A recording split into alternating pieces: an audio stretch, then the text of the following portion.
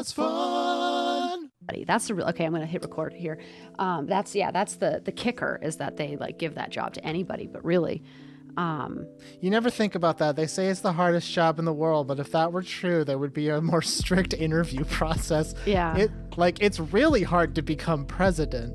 I think, and the pay, terrible. Terrible. And pay. your coworker, terrible. Terrible. And you're stuck with them. You're under contract, you know, unless it's like a startup business, then you can bail out. Like in that movie, Will Smith is Money Man. So Kim, this episode could last literally 5 minutes or an hour. Well, it could end at any time. I know, it kind of makes my butthole shrink up when I think about it. This is the end of Knott's Allentown. There are other games like The Quiet Year. Did you know that? Like there are other games just like it. Well, not just like it, but other games about like world building and history, and they're all really cool. There's one where you get called Kingdom, where you get to create a kingdom, and it's like, but the kingdom can be like basically any organization that has power. So we could be a kingdom of like a pizza place. Our pizza place is our kingdom, Kim. Ooh, that's what I've always wanted. That's a game we can play. We could seriously look into it. It's super cool. I like playing these world building games. They're very fun. It is very fun. I like thinking of it as map making. Ooh, yes, and it's a map of a story that we create with our friends. Wow. I don't want to disrespect Avery, but I actually feel like we should do at least like 4 cards in winter before we pull king. Well, we don't know. I wouldn't worry about it until it happens. Okay. All right.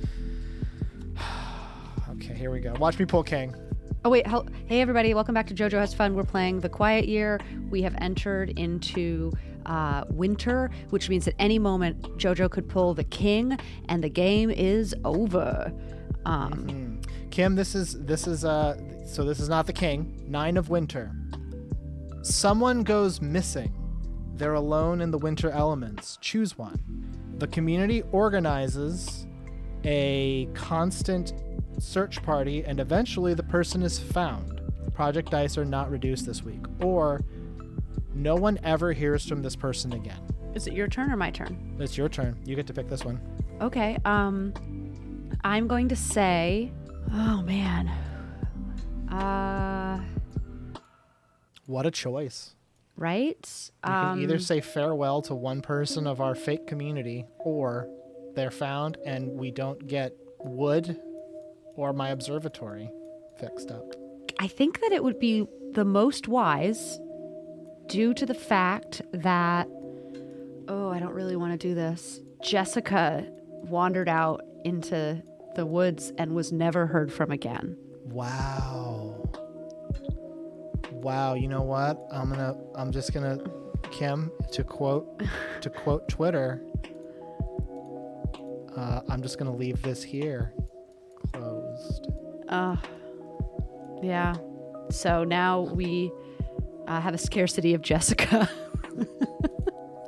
There we go. Scarcity of Thanks. Jessica. Thank you.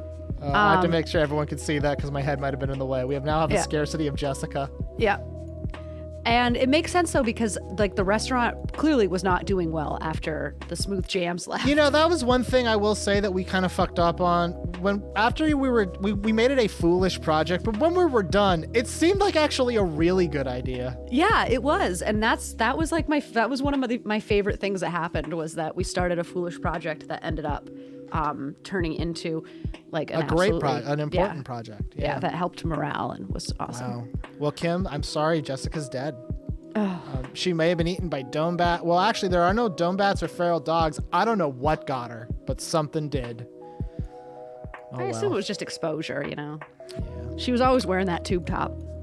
She never took it off. She never washed it. She was an odd one. I think some people are secretly happy there. You know what? We can't talk about this. No, you can't. But you could probably move morale off of the scarcity.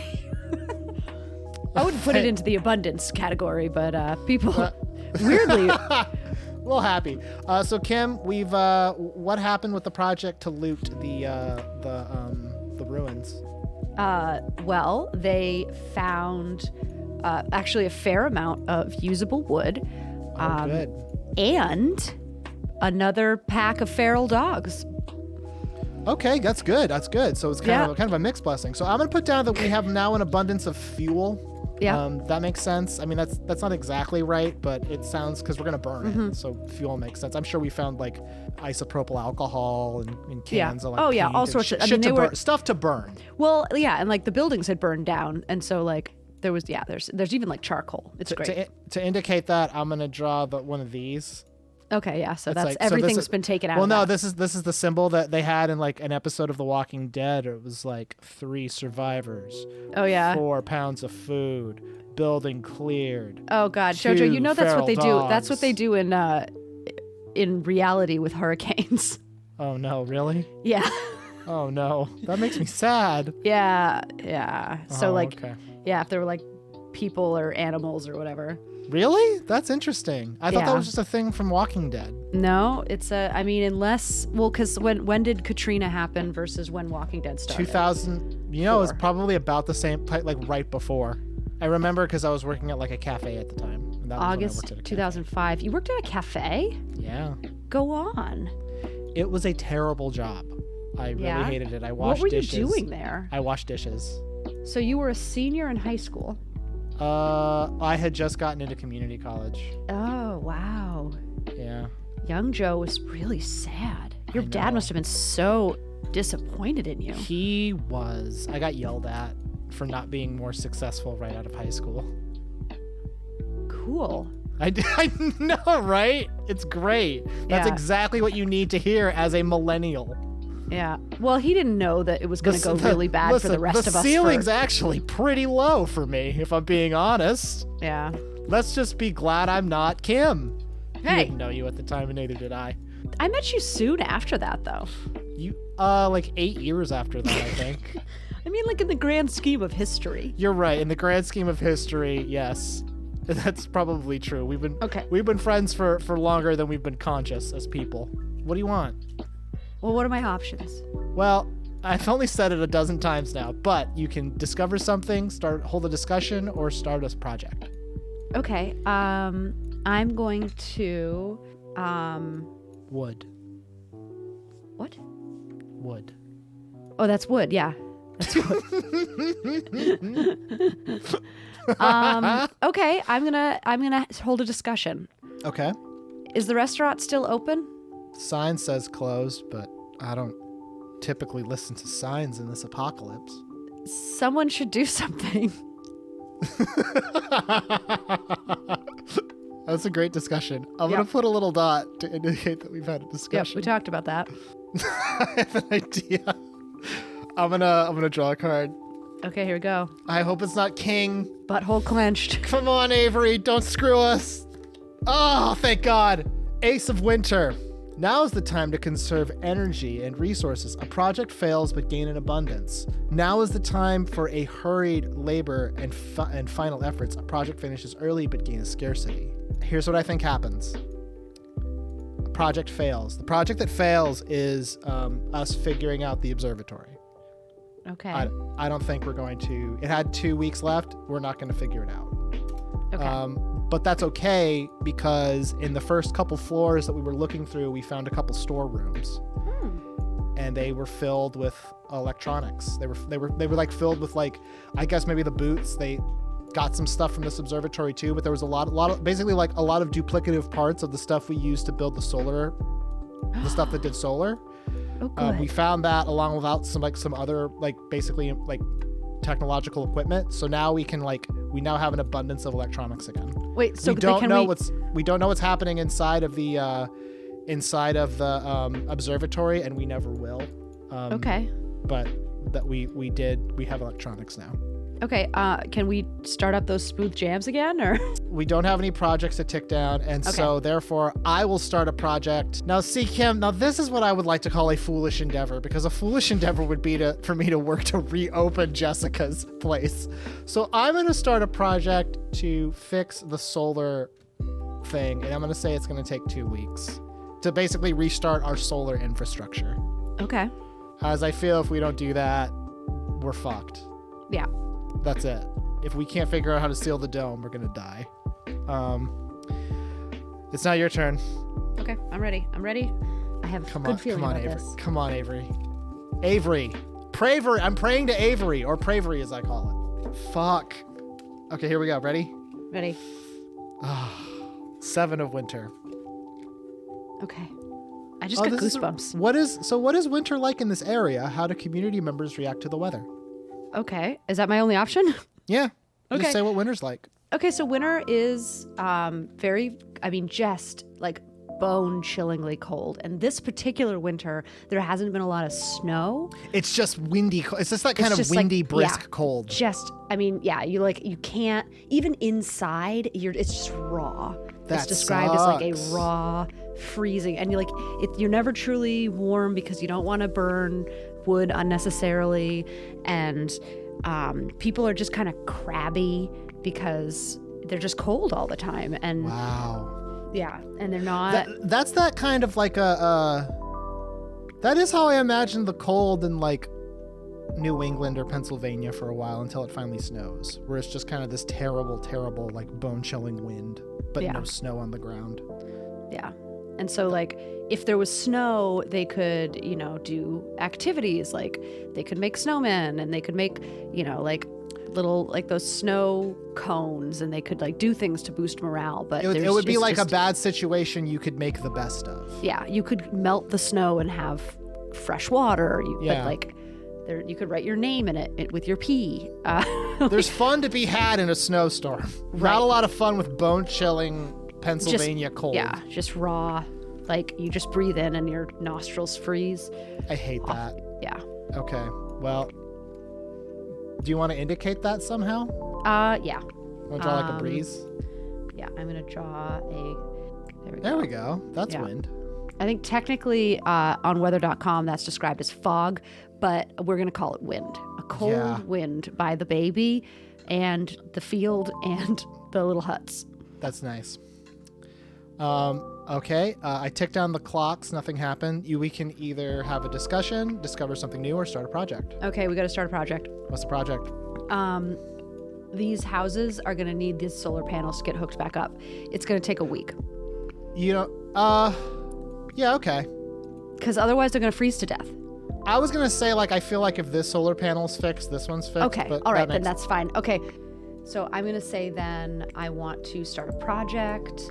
I would like to have Joy, is her name? Uh-huh. I want her to become the new owner and proprietor of Jessica's, and it will be called Joy's Bat and Dog. And this is not foolish. It is very smart because then they'll have morale and smooth jams, and nobody will care that they don't have Jessica because they have Joy. And we'll get rid of feral dogs. She's definitely much more charismatic. How long will it take Joy to do this? Just a week because the infrastructure's there. Okay. 1 week for Joy. For it to become Joy's smooth place. jams, bats, and dogs. God damn, I'm nervous. Every card is nerve-wracking. I know, because there's a lot of shit going on. I really lumped in a lot of things into her from her scarcities. It's my turn? Yep. Fuck. Uh-oh. The Frost Shepherds arrive. The game is over. Really? That's really how it ends? That's how it ends. Well... That's the end of the game. Okay, so let's talk about this then. Yeah, this is the thing the instructions say. Let me grab the instructions. During play, it's best to leave the Frost Shepherds an elusive mystery, perhaps hinting at what they are, but never giving direct answers. The game ends abruptly when the King of Spades is drawn. The card is read aloud, and the game immediately concludes. Once the game is over, it's fine to share theories. Who or what were the Frost Shepherds? What did their arrival mean? And now the game is over, you can wonder together. Okay, well, I have some theories. What do you think the Frost Shepherds were? We don't have to really literally call them the Frost Shepherds. It's just the thing that ends the game. I want to screenshot this. How do I do that? Hit the Windows button and type in 3D paint. Well, I just have regular paint. Is that okay? That's nice. It actually opened both the screens. Nice. I didn't need that, but okay. That's good. Safe. Yeah. I'm glad that everybody got to be part of that journey. I think that this thing here, this what's it called? The ruins up in the top in the northwest corner of the map are where they came from. And I think that the storm was an omen that they were on their way. Yeah, it's interesting. Yeah. What do you think they were? I think that they were. Well, I think that history of the surviving people remembers them far more mystical than they really were. I think that they were people from the north who fared much better in the apocalypse, and so they were just so much healthier and better prepared and like so clean that they were seen as like mythical, and they just fucking obliterated them. I think they were worm people.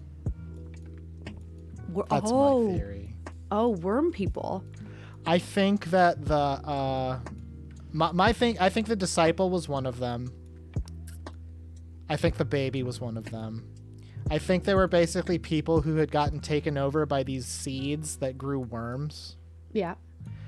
And we never really established if the worms directly controlled people or didn't. We just kind of said, like, they're in this fruit. People eat the fruit. They seem to go bonkers. And, like, everyone in the cave went bonkers. Or in the coal mines went bonkers. We weren't sure why. It just seemed like there was a copse of trees down there and they were radioactive. But also, like, they had, instead of having, like, names, they had titles. So it meant, like, they were working as part of a collective, like an ant hive. So and the disciple had a title. He didn't have a name. So maybe it was like the frost shepherds were worm people, and they were just like they had formed a society that was like all the weird. Because if you notice, like, there was a lot of weird conflict and prejudice in our community that was not experienced by the worm people. Oh yeah, no, and which they should have been definitely judged like a lot more than they were. Now, Kim, here's the question.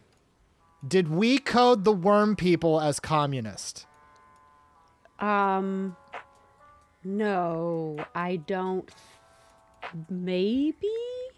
I feel like we kind of did on accident. Yeah, well, because there's always this, like, the very beginnings of a religion have a communist nature, and then it builds to a more dictatorial sort of system. And so it was just, I think it was just that it was the very starts of a super religion. And so, because, like, Jesus was a communist, but the Catholic Church isn't, you know? Like, right. I hear you. But well, in a lot of ways, the coal mine was probably like a worker's utopia. Yeah.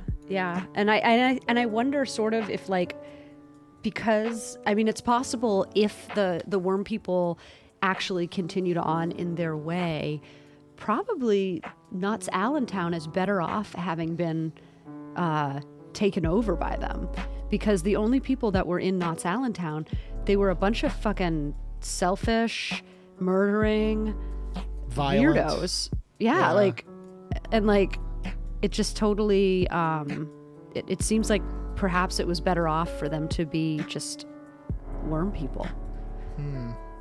The worm people definitely did seem more peaceful, except for these fucking guys who killed old Germain or whatever his name was. Were those was. worm people? I thought those were coal miners. Well, no, that's what I'm saying. I think the coal miners were also worm people. Because remember, they found that tree at the bottom. Oh, yeah. Oh, you're right. They found that tree. Yeah, but it had all the fruits it had were sickly. Okay. So maybe they require, the worm people, like, require some sort of sustenance to stay wormy, and the coal miners had run out, and that's why one of them, what if the burned man destroyed the tree in some way, and that's why he was that's why he was exiled. Right. That's what I was thinking too, because, like, when they got to the bottom, the trees were fucked up, and it was surrounded by, like, this glowing, in my head, like, radioactive rock that fucked it up. Yeah. And that's probably what they were subsisting on. Yeah. And then, so then they didn't have their food, and they were becoming unwormy, and they killed Grandpa. Well, we killed Grandpa. We killed Grandpa? No, we killed their grandpa, but then they killed our grandpa. Yeah, no, you're right. Yeah, they got it was violent. a grandpa for a grandpa. That's right. We traded Gramp for Gramp. Glass eye for an eye. Yeah. There was a lot that happened in this story that was about survival that didn't do anything to continue the story. Like, it was very important to me to have a library and housing and food storage and smooth jams.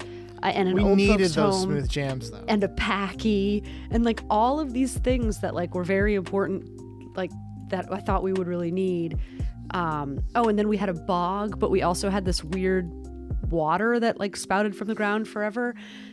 And I really thought that the boy who found the water was going to come back, because I had a lot of theories about what happened to Joy. And one of the things that I thought was that the boy, everybody was, remember, Lucan did it? Yeah, well, I thought that what happened was, I thought that I thought that there was a possibility that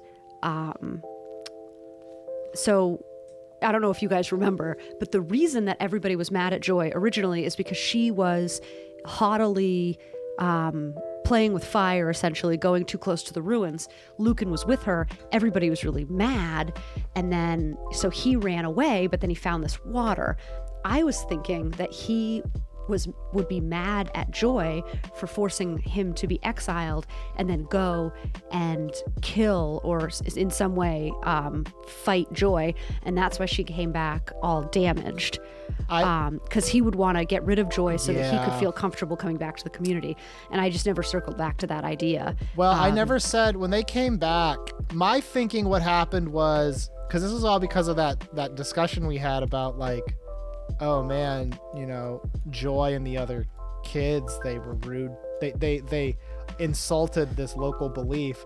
My thinking is what happened was like someone like tried to kill her and like abandoned her in the woods.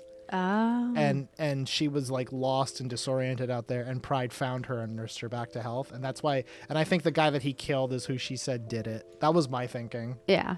But I think what's weird, though, is it's like that was all just like a local, like weird superstition. Like there was a lot of weird, like superstitions that they all had in this game. Which I think happens when you're trapped together. And also, can we please talk about the 17-foot tall Stuart Little statue? Yeah, we didn't do much with that. We had but it. I thought it would be a really good, like marking. So like you could, if we needed directions, you could always go by the Stuart Little statue. Oh, yeah. And it never amounted to that. We never needed that. Well, we never got lost, Kim. As you can see, we made a map. Yeah. You're so right. But it's a good idea. The boot factory was cool. The giant thresher was cool. Yeah. The boot bog, named after the Boots, who named the boot factory, which by the way didn't make boots. It made transistors. It made electronics and transistors. It's fucking great. I love that. Oh man. Yeah, it would be a nice little town. I'd be fine if there was an apocalypse and we ended up in a place like this. I think it'd be nice. Yeah, probably. I mean, I've lived in worse.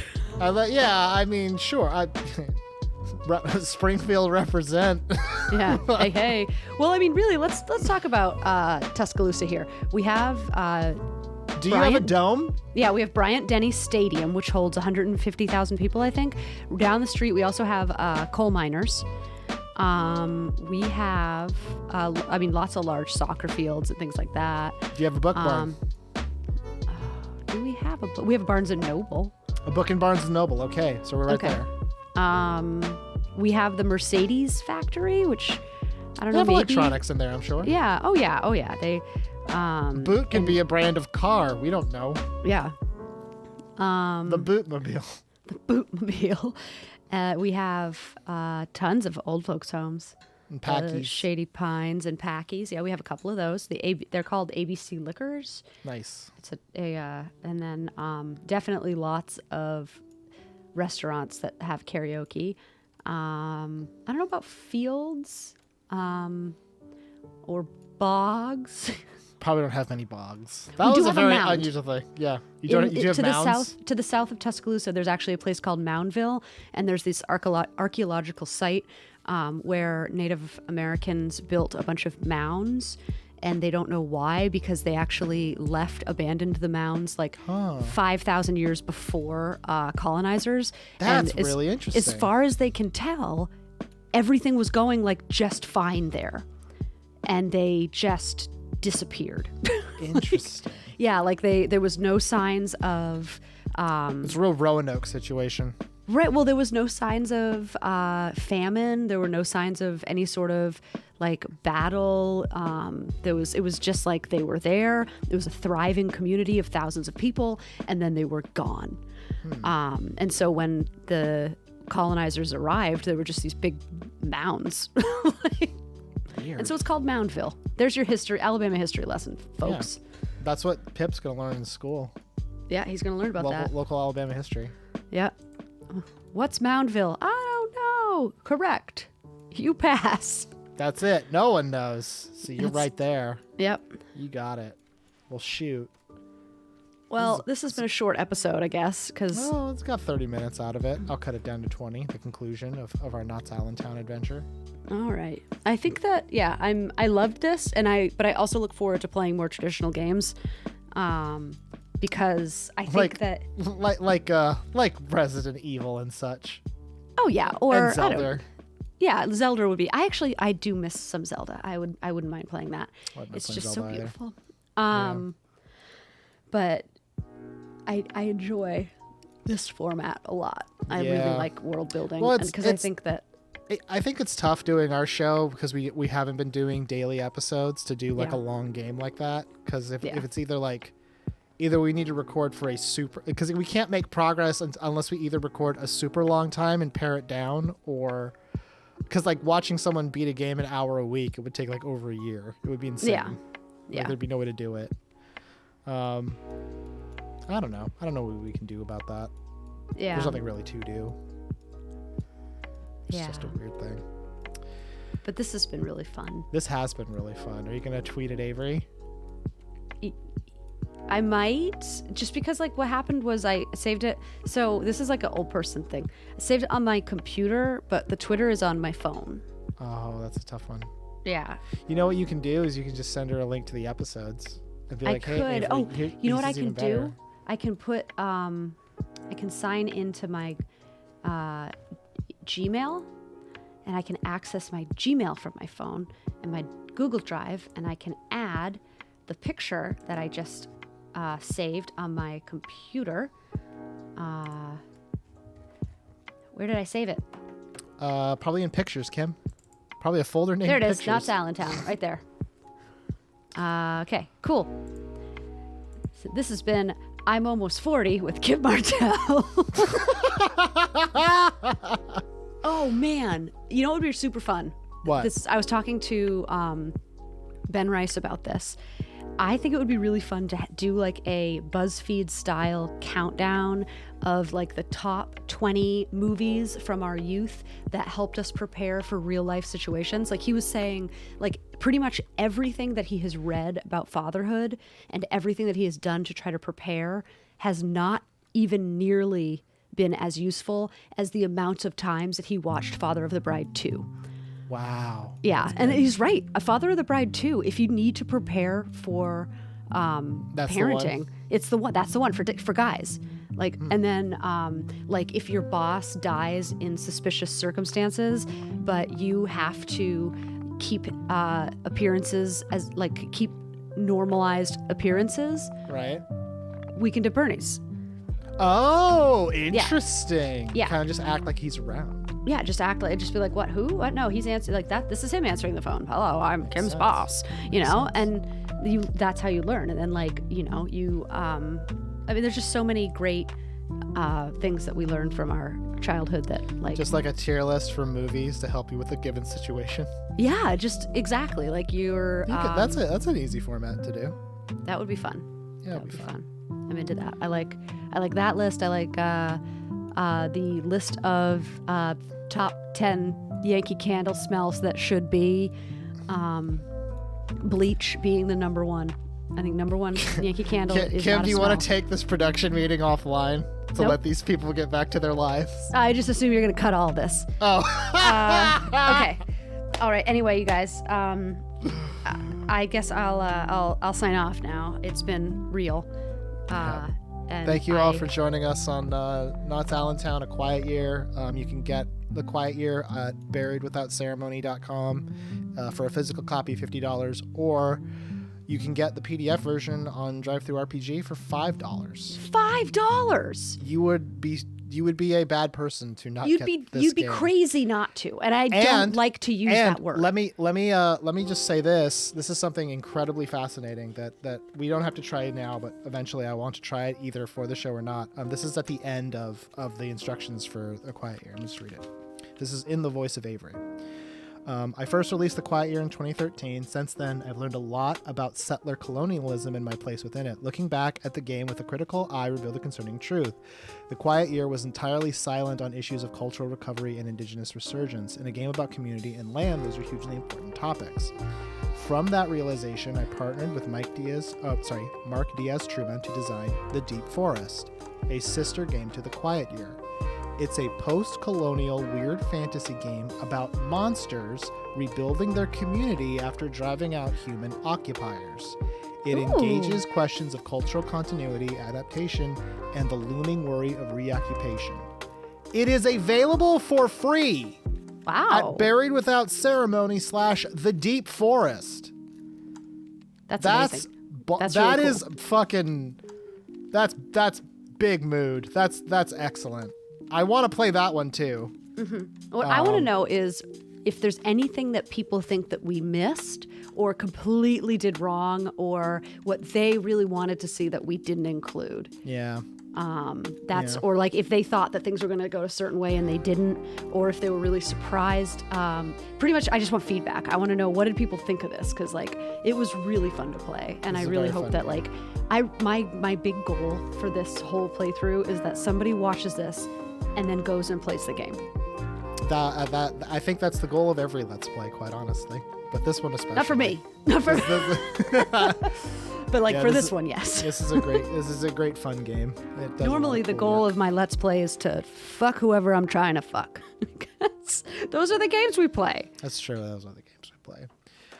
Thank you for joining us on The Quiet Year. Go support Avery Alder and all of the wonderful work she does. I'm going to tweet to her right now. Yep. And have a wonderful, wonderful day. Bye.